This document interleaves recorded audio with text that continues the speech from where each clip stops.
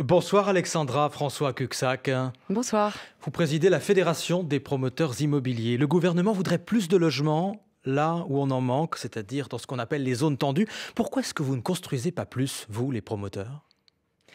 C'est une excellente question. C'est notre intérêt et l'intérêt de nos clients, effectivement, de répondre à une demande en France qui s'exprime de plus en plus clairement, de plus en plus fortement. Croissance démographique, décohabitation, tous ces phénomènes qu'on connaît et qui appellent à construire plus. Décohabitation sont les séparations, les divorces ? C'est ça. Et puis vieillissement de la population aussi. De plus en plus de personnes seules, isolées, des étudiants qui ont un besoin aussi de se loger. Donc que ce soit en accession à propriété ou en locatif, il y a une forte demande qui s'exprime dans ce pays, à laquelle il faut répondre.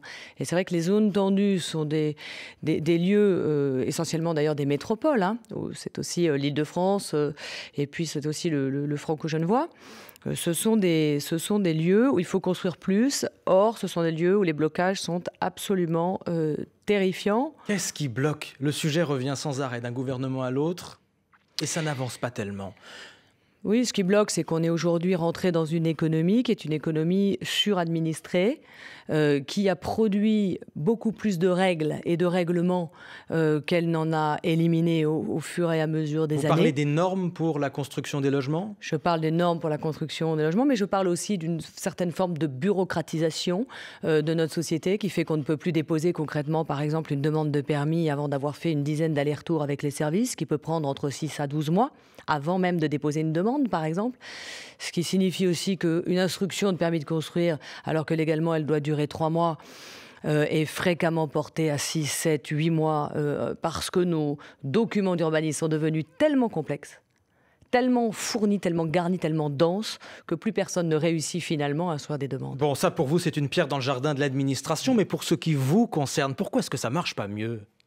Alors, d'abord, on assiste depuis la crise de 2008 à un dynamisme, une reprise progressive. Le marché est reparti à la hausse, clairement. Le marché est clairement. reparti, l'activité commerciale est repartie, les Français ont retrouvé le chemin de la confiance avec la pierre, qui est un placement qui chérisse tant. Pour quelle raison ? Parce que plusieurs dispositifs ont été mis en place progressivement pour soutenir cette demande et donc soutenir l'offre. Je pense aux dispositifs de soutien à l'investissement locatif intermédiaire, mais je pense aussi à des dispositifs de soutien à travers le prêt à taux zéro, par exemple, de l'accession à la propriété, ou encore des mesures issues directement, vous savez, de la loi SRU qui soutient le logement social en France et l'accès des plus modestes au logement. Dans quelques jours, le gouvernement devrait dévoiler son plan pour le logement. Qu'est-ce qui est le plus urgent pour vous, Alexandra, François Cuxac ? Le plus important ? Moi, je crois que le plus important, c'est le choc de simplification. Il faut un choc de simplification. Comment ? Des procédures accélérées ? D'abord, il faut libérer le foncier. Attendez, on parle sans arrêt de libérer le foncier. Chaque gouvernement le dit. Un élément simple, par exemple. Vous savez que plus vous détenez votre foncier en France, moins vous payez d'impôts dessus. Nous proposons une mesure qui est très simple, qui est de mettre en place un abattement maximum au début de la période de détention, puis dégressif. C'est-à-dire que plus je céderai mon terrain rapidement et moins je paierai d'impôts. Voilà quelque chose qui serait simple, vertueux, et qui permettrait de libérer du sol. Voilà la véritable rente dont on parle tant. Tiens, ça c'est pour Emmanuel Macron qui parle de la rente immobilière. C'est la réforme de l'ISF que vous visez, celle qui est en préparation ? Oui, j'appelle le gouvernement.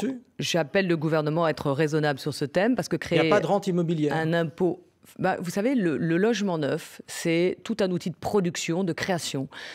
C'est donc des logements qui sont dans une industrie vertueuse, un secteur économique tout entier qui, je le rappelle, génère 33 milliards d'activités, c'est-à-dire quasiment 10% du PIB. Et tout ce secteur en entier, 33 milliards pour la seule promotion immobilière, génère des emplois et de surcroît des emplois qui ne sont pas délocalisables.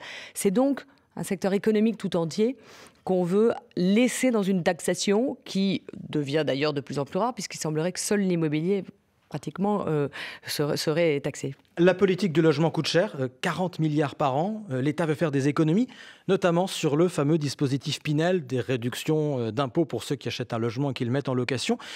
Vous continuez, vous, à défendre ce dispositif ? Pourquoi ? Mais bien entendu, pourquoi ?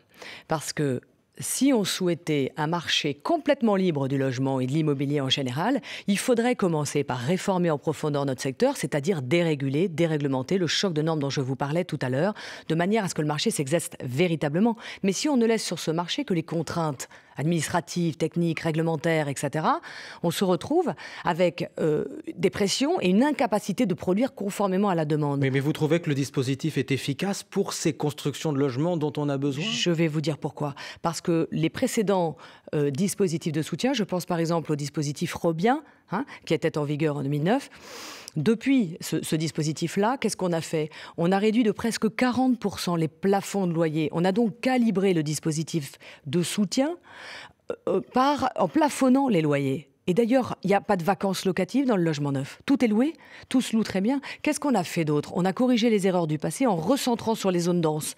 Eh bien justement, le gouvernement envisage de centrer encore davantage sur les zones où on a vraiment besoin de logements. Il est déjà. Est-ce que vous y êtes prêt? Il est déjà. Est-ce qu'on peut aller plus loin? On pourrait peut-être aller plus loin en bonifiant encore un peu plus les investisseurs qui s'orienteraient vers l'Île-de-France ou vers Genevois. Parce que pour eux, c'est évidemment moins intéressant d'aller dans les zones tendues, là où c'est plus cher. Non, c'est-à-dire que, en fait, vous savez, le dispositif, il est comment dire, calibré en fonction des loyers. Donc, les plafonds de prix de vente sont mécaniquement autour. Donc, mais vous tenez, on l'entend, à ce dispositif. On l'a dit, le marché du logement neuf est plutôt en forme. Vous observez quand même un tassement. Oui, il faut savoir que depuis 10 trimestres consécutifs, on était sur une croissance importante. Elle est de 12,4% par rapport à 2016. Or, au deuxième trimestre de cette année, on assiste à un tassement qui peut aller même jusqu'à 9% de réduction des ventes en Île-de-France, moins 2,2% pour la province. Pourquoi? Parce qu'on sent très nettement dans nos bureaux de vente, avec nos acquéreurs, une attente de savoir quel va être notre contexte d'achat, d'acquisition l'année prochaine en 2018. J'appelle donc le gouvernement à faire connaître ces mesures et ces décisions, ces arbitrages le plus rapidement possible. Et ce sera sans doute dans quelques jours, peut-être la semaine prochaine, on verra. Alexandra François Cuxac, merci, présidente de la Fédération des promoteurs immobiliers. Comment bien se loger? Question majeure, on aura l'occasion d'en reparler sur France Info. Merci à vous. Merci à vous.